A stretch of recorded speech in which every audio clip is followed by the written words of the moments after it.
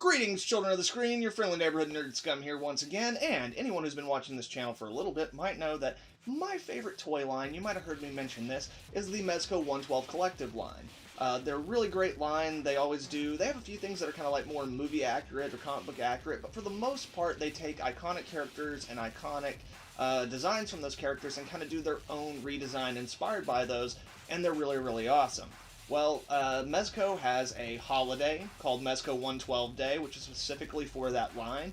And for the last few years, whenever you post on Instagram or other social media with a photo of one of your Mezcos with the hashtag Mezco ONE12 Day, you enter a contest where you can win an exclusive Mezco ONE12 figure. Now, you know, I can probably list on one hand the amount of times I've entered a sweepstakes or a contest or something like this and won, but holy hell, this year I won, and I got this bad boy right here, which is the Mezco ONE12 Collective exclusive Rumble Society Barron bins, and it is the Sonic Disruptor edition. Again, this is the black version that is completely exclusive to Mezco. I have not even seen a way that you can get this on the website. So today we're going to unbox this bad boy, and we're going to take a look at this absolutely awesome figure. Alright guys, so obviously it comes in this absolutely beautiful packaging that you can see right here. And again, like, this is very, very different from the standard boxes that you get your Mezcos in. A lot of times these exclusives will come in tins or things of that nature, but I really, really like this. It's a little bit more fragile, not quite as sturdy. I don't know if it's going to hold up to the test of time quite as long, but it's an absolutely beautiful box. And then when you open it up, it's got this great magnetized front, and you get this awesome Barron Bins art. Again, this is something that I know they did like a t-shirt and like some comic book stuff, and then this one obviously is rendered in the color themes of this particular version of the figure. So let's go ahead and pull this guy out of here. Let's start seeing what you get. Alright, so as you can see here, guys, he comes with 1, 2, 3, 4 heads, which is absolutely awesome. He's got this anchor dude, he's got some extra hands, 2 extra sets, and then he's got one of his angler fish down here. But let's go ahead and pop this out and start taking a look at these a little bit better. So first things first, you get the Barron himself, looking pretty dope there with his awesome helmet going on, you know. Let's get in a little closer look at this guy so you can really see him. Yeah. So again, and also on this one, you have this cool feature that the visor pops up and you can see his face inside there. Pretty cool. And again, just the detail work on the sculpts of the armor bits on this are absolutely fantastic. I really love, obviously Mezco always does like the cloth goods, but on this one, the jumpsuit, I really, really like it. On a lot of the Mezco figures, while I love them, sometimes the outfits, the suits that they put the characters in, are a little bit tight, so it makes some of the articulation a little bit rough. But on this guy, because of the looseness of the jumpsuit, you really get a lot of movement out of him. So then, let's take a look at his other helmeted head here real quick. And again, I really love this helmet, but I have to say that I'm absolutely in love with this helmet right here. He's got this awesome squid head helmet that kind of has a feeling of something, you know, almost like Brainiac's spaceship. But either way, it looks absolutely awesome, and I cannot wait to pose this figure and do some photography of him in this helmet with the Black Manta movie action figure. That's going to be absolutely awesome. And then, exclusive to this pack, we then have 2 separate unmasked heads. First off, we have this super cool Aquaman looking one, which again, the coloration is really interesting. Again, he's a deep sea character. This did not come with the comic or anything like that, but I imagine he's someone who actually lives undersea, which might explain the coloration in that. But either way, the sculpt on it is absolutely beautiful. The facial hair, the hair, everything is fantastic. The only thing I will say about this and also the other unmasked figure is that with the hair you are going to lose a little bit of articulation. So your next head that you have is one that is him suspended in air without the helmet, so like his hair is kind of floating, you know. Or, you know, yeah, if he's above, if you wanted to use it for like some above water stuff, it could be him flying through the air. But again, like, the sculpt on it is absolutely beautiful. The face is great. The facial expression is great. The hair itself is absolutely great. And it does have a little bit of give to it. So that will help you with that articulation issue I was talking about a little bit, but, you know, these aren't the primary heads for them. They're just awesome, cool extras, so I don't expect them to have the same full range of articulation as the primary two helmeted heads. So then, as I said previously, you got two different sets of hands. You got these guys right here, which are going to be your open hands, kind of your dramatic hands. Two of them. And then you've also got two fist hands, which are pretty cool. Again, like, I really love the detailing on the gloves, and the hands that are on him are the open hands for gripping the other accessories that come with him, which we will definitely be taking a look at right now. So, next up, boom! You get this dope anchor, which I'm guessing is also utilized as kind of a chained weapon. It's got, again, the detailing on it is absolutely fantastic. Just gorgeous. And I really, really, really love this thing. It's probably my favorite out of all the accessories that have come with him. Just because it's very unique and cool and specific to this character. So next up, we have his spear here.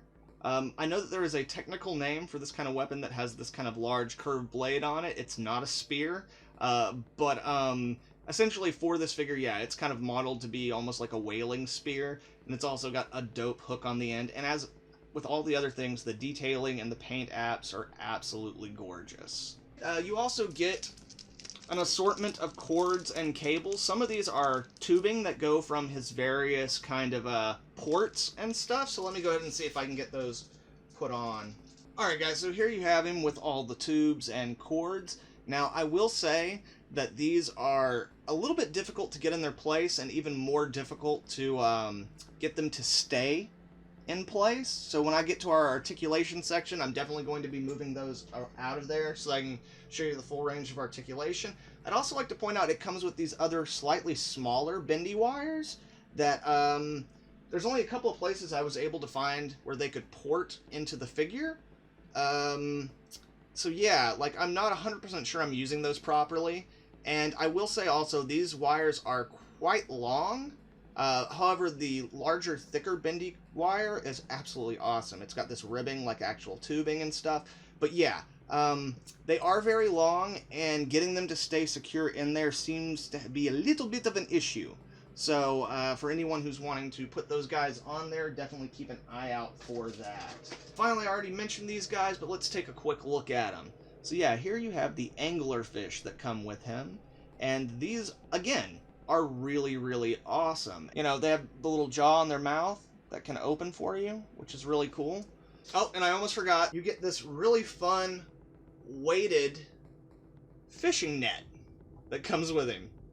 So you can, you know, net up his enemies or whatnot. That's really fun, and I really dig that. And then the final thing that you get with him is this really, really cool volcanic vent effect. Now, on its own, it is just a colored piece of plastic. It looks really awesome. The figure itself looks really awesome set against it. But one of the things that I have been wanting to try and just haven't had a chance to as of yet is I really want to set this up with a light inside of it so that all the colors will really shine through and you can get some great lighting effects on the character. And then, of course, it comes with the Mezco 112 Collective Ziploc baggies that you can put all your stuff in. Like with all the Mezcos, it comes with an absolutely dope stand here, which also comes with the signature Mezco stand arm so that you can get him in those awesome floating poses. So yeah, these are all the things that come with the figure, guys. And overall, this is a buttload of accessories, and they are all super awesome. So now let's go ahead. I'm going to get all these cords off of him, all the tubing off of him, and we're going to go in and check out the articulation. Alright guys, so in terms of the articulation on this bad boy, and I'm just going to be doing this with the primary helmet, most of this articulation on the head that I'm about to show you stays true for both helmets. It's only when you get into the alternative heads that you start getting some limitations. So obviously you get this far up, you get this far down, and then obviously it goes all the way around, and you actually get a fair amount of tilt in the head as well. But real quick, I am going to throw on the long-haired version of the alternate head real quick for you guys, so you can kind of see what I mean with that. So obviously you're still going to get a fair amount of turn, but the hair is going to hit this guy and kind of keep you from going much further than that. It's got a little bit of give, but considering this thing is so soft, you probably don't want to push it too much or it's going to warp. So let's see, you can get not back hardly at all with that hair, but you still get a decent amount forward. So as you can see there. So yeah, you can kind of get that like looking down, grimacing, scowling look. So yeah, let's pop this other head back on. And as I said, this head will have the same articulation as the original head for the most part, but I just like it better. It's my favorite out of all the head sculpts, so I'm going to leave it on for the rest of this articulation. Alright, so then moving on down. In the arms, they can come up to a T very nicely. Let's see, and then they can go all the way up. Now, mind you, this would be able to do a full rotation, except for the fact that this is the cloth goods. So when you get right about here, the cloth goods are going to start getting bunched up into the joints, and it's going to keep you from doing the full thing, but the figure itself could have that full range of articulation, and if you really play with it, you can get it into poses that, you know, you want. The whole reason you want that whole thing is not so you can do a big pipe-eye wind-up, it's so that you can get it into cool poses, and all that poseability is perfectly functional. So with our elbow here, we have a, it looks like it's a double-jointed elbow underneath there, but because of the armor that you have, you're really going to get about 90 degrees, which is more than sufficient. But yeah, if you were to take this armor off, I'm pretty sure this is their double-jointed elbow. Then down at the wrist, you get the typical Mezco wrist. You go all the way around. You can get a decent bit, let's see here, forward, as you can see there, and then you can get a decent bit back as well. And again, one of the great things about these is that the pivot on it, because of the way it moves, you can really get the hand into just about any position that you would need it in for holding any weapon. If you have guns that you want to put with him, even though these hands aren't made for guns, you can definitely get the hand to hold a gun. Mind you, you're going to have to deal with the trigger finger, but basically there's an issue with a lot of toy lines where the wrists for characters that hold guns don't really have the functionality to hold a gun the way you should. This does, so yeah, you just have to work out that trigger finger issue. So, and then in terms of the midsection, we've got our ab crunch, which again is a little bit impeded just because of some of the armory stuff on there, but it does a pretty decent job. You know, it goes this far forward, as you can see, and about that far backward. Let me make sure I'm keeping these hips straight so you get the, so yeah, about that far back. And again, with the cloth goods, you're going to get a little bit of, you know, pushback whenever you try to do the waist swivel, but it's got a pretty solid waist swivel in it as well. Moving on down to the legs here. So the legs can go just about all the way up. As you, actually, no, yeah, that's pretty good. Make sure I'm not leaning him or anything. So that is pretty solid. And then moving on down here, we do have a thigh swivel, as you can see there. So you get full range of motion out of that thigh swivel until you start getting to the point where the fabric gives you a little bit of pushback. But again, it's less pushback than you get from some of the Mezcos that have tighter costumes, more skin-tight costumes. So yeah, then we have our knee, and the knee is on this bad boy. Let me get that swivel realigned so we're not screwing things up here.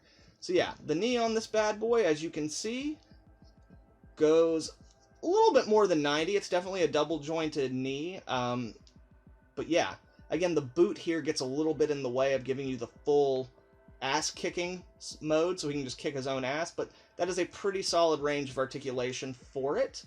Then moving on down on these, I think we do have a boot cut here, because I get a little bit of movement, but mine is getting a lot of pushback, and I don't know if that's because there's not actually a boot cut in there, and that's just where the boots connect, or if it's more a matter of mine's just locked up. This is the first time I'm taking him out and playing with him, so it very well could be.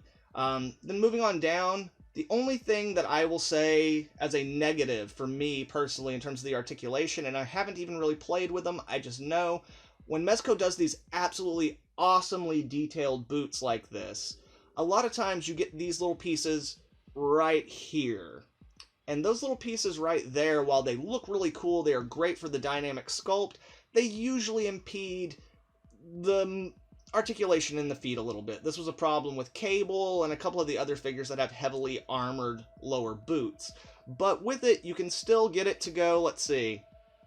Let me get real close here because there's a very small range of movement. So, as you can see, you do have some range of movement on this guy, which is fine. You know, you're not going to be able to get him into any really super crazy crouching positions with ankles like that. People don't really think about that, but you do need the ankles to get the figures into those good crouching positions. But it's going to be sufficient for this guy, and also if you noticed, a lot of those figures that I said have this issue are figures that are a little bit more top-heavy, that have heavier helmets or armors or something like that. So in truth, while that does impede your articulation a little bit, it's also something that in the long run is going to help this figure stand with the weight that they already have. But having said that, on this one also, you don't get a whole lot of side-to-side. But again, for the figure that it is and the functionality that they're going for, it works fairly well. Again, I would say, out of all the articulation on this figure, if there was anything I was going to complain about, it would probably be those boots, but I understand the function and the design of them, and they look absolutely badass. Right on, children of the screen, so there you have it, the Barron Benz, Rumble Society, Mezco exclusive, Tectonic Disruptor edition, and it is absolutely badass. As I said previously, I've not won that many competitions, or things of this nature, sweepstakes, contests, and this is just an absolutely dope, expensive figure from my favorite toy line, and I could not be happier with this thing. Thank you very, very much to Mezco for sending this bad boy out to me, and thank you to all of you guys for watching. I do want to give one slight apology real fast, and that is that Taylor, who you guys know from the channel, and she's also my roommate, she recently moved, and some of the good filming equipment went with her, so I apologize that the visuals and audio on this are a little bit, you know, not as great as they could be for this kind of video. I am in the process of trying to get some new equipment, as, like, the other thing I do, and, like, what I've actually been making money off of and paying my bills with is filmmaking. You would think that I would have things on hand, but that's not necessarily the case. A lot of stuff's rented and things of that nature. So anyway, guys, here in the future I will be upgrading the apparatus once more, so that things look better. But thank you very, very much for watching. Please like, share this video, and subscribe if you're not subscribed, and I will check you guys out next time. Once again, thank you very much. Nerd Scum. Out.